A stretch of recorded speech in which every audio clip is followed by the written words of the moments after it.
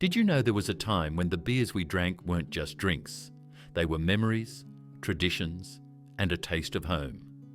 From iconic stubbies in Brisbane to legendary lagers in Sydney and Tasmania, these lost Australian classics shaped entire generations.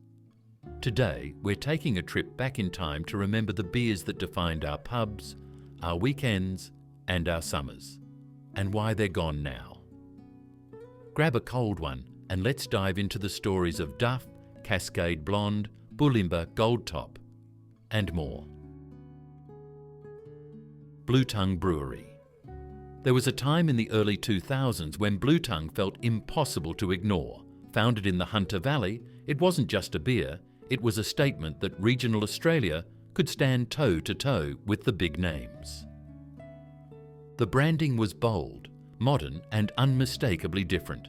A cheeky name, a crisp lager, and the sense that this wasn't your dad's old stubby. Blue Tongue's pale lager was clean, easy drinking and designed to compete with the big two. But where it really won people over was in its attitude, fresh, slightly rebellious, proudly independent. It was a pub staple in Newcastle, Hunter and Sydney suburbs. Advertisements leaned into the playful, sometimes even a bit provocative, as if to say, this is for the drinker who's not afraid to try something new. But independence comes at a price. As Blue Tongue grew, it attracted corporate eyes. Eventually, it was taken over, production shifted, and before long, the original Hunter Valley identity was gone. By the mid-2010s, Blue Tongue had vanished from shelves altogether. Still, for many an NSW, seeing that bright blue branding brings back memories of summer nights, BBQs by the beach, and a moment when Aussie beer felt like it was on the brink of something exciting. West End Eagle Blue.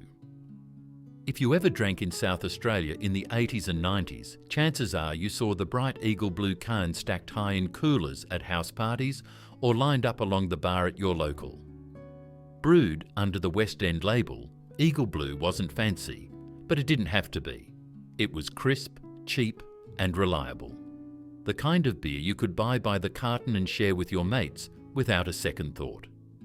Eagle Blue became especially tied to university students, young tradies, and footy nights. Its appeal was never about complexity, it was about accessibility. A light, no-nonsense lager that went down smooth after a long day in the sun.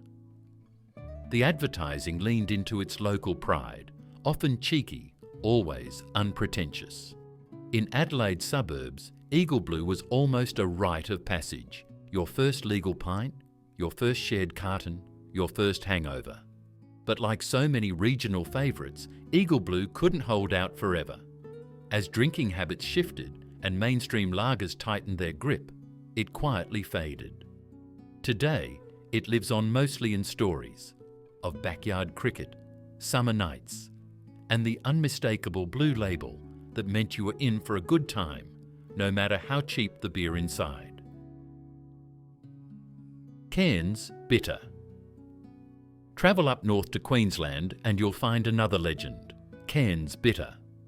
For locals in far north Queensland, this wasn't just a drink, it was identity in a bottle.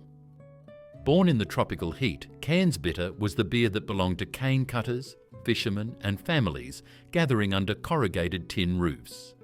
The beer itself was straightforward, a pale lager, crisp, slightly dry, and brewed to be refreshing in the humidity. It was never about strong flavour, it was about quenching thirst and bringing people together. You'd spot Cairns Bitter in ice-filled eskies at the beach, in RSL clubs, or in the hands of blokes finishing a long week in the tropics. Its branding leaned into regional pride. This wasn't a beer for the city slickers down south, it was for North Queenslanders, tough, resilient, and proud of where they came from. For decades, it was woven into daily life in Cairns and beyond. But consolidation struck again, and by the late 20th century, Cairns Bitter was gone.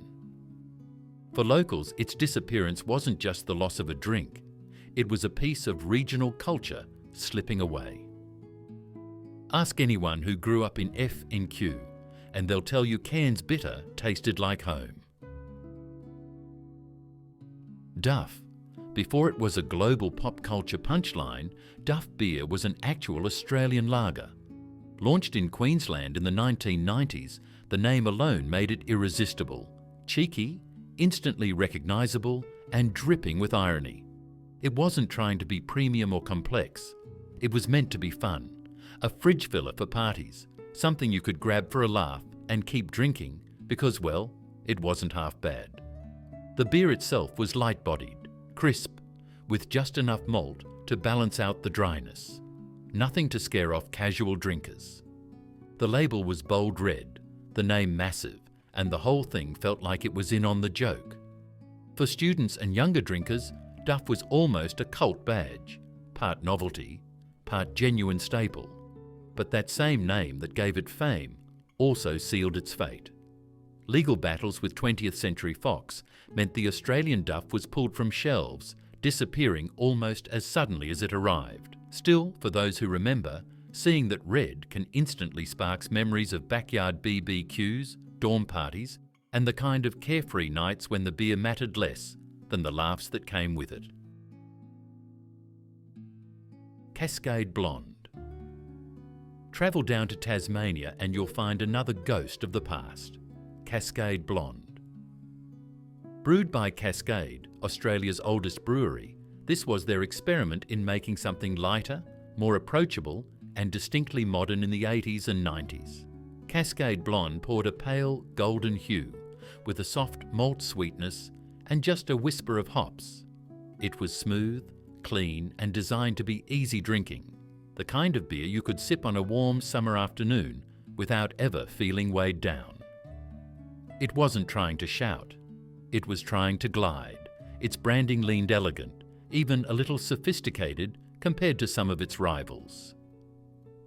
Cascade Blonde was often pitched as a refreshing alternative to heavier lagers, and it found an audience with those who wanted something stylish, but still unmistakably Tasmanian.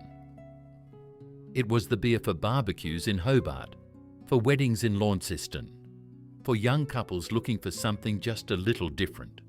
But like so many products that sit between categories, it never quite found a lasting foothold. By the 2000s, Cascade Blonde was quietly phased out. Today, it's remembered fondly by Tasmanians who can still picture that golden label and recall its smooth, mellow taste, a flash of elegance in a stubby. Bulimba Gold Top. Head up to Brisbane and you'll hear whispers of a classic, Bulimba Gold Top. Brewed at the old Bulimba Brewery, this was a true Queensland icon for decades. Gold Top wasn't just a beer, it was a local tradition, something that anchored Brisbane's pub scene long before the craft revolution. The beer itself was a pale ale in style, though it drank more like a crisp, refreshing lager. It had a gentle malt backbone, light bitterness, and a smoothness that made it perfect for the humid subtropical climate. Locals loved it, not because it was fancy, but because it was theirs. The gold top cap was instantly recognisable, a sign that you were in for a proper Queensland pint. Bulimba Gold Top was deeply tied to working class life, factory shifts ending with a round at the pub, Saturday nights at the footy, family gatherings with cartons stacked in the corner. For generations, it was woven into the rhythm of Brisbane, but consolidation struck as it did across Australia. The Bulimba Brewery was eventually absorbed, production shifted, and Gold Top began to lose ground to national brands. By the late 20th century, it was gone. Yet for those who remember, the name Bulimba still carries a kind of pride, a reminder of when Brisbane had its own beer identity, proudly poured under a gold cap. Bulimba Pilsener. For decades, Bulimba Pilsener was the beer you reached for when you wanted something crisp, refreshing, and reliable.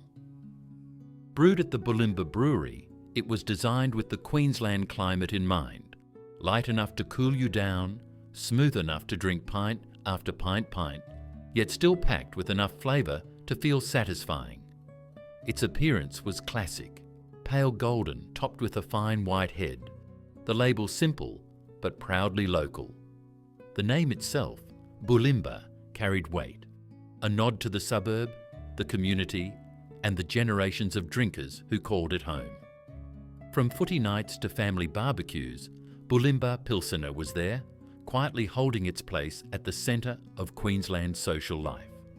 The taste was straightforward, subtle malt sweetness, light hops, and a clean finish. Nothing fancy, nothing pretentious. It was a beer for the everyday moment, for long chats over a pool table, laughter spilling from a corner pub, or a quiet afternoon on the veranda. You didn't drink Bulimba Pilsener to impress anyone. You drank it because it felt like home. But time, consolidation, and changing tastes had other plans. As national brands expanded and brewing giants absorbed local breweries, Bulimba Pilsener began to fade from taps. By the late 20th century, it had disappeared almost entirely, leaving only memories in its wake. For those who remember, though, its absence isn't just the loss of a beer, it's the disappearance of a local tradition, a golden thread in Brisbane's history. And that's our journey through Australia's lost beers. They may no longer pour from taps, but their stories live on in memories, in laughter, and in the clink of a stubby shared with friends. If you enjoyed this trip down memory lane, hit that like button, subscribe, and share your own beer memories in the comments. Cheers to the beers that shaped our past, and to the moments we'll never forget.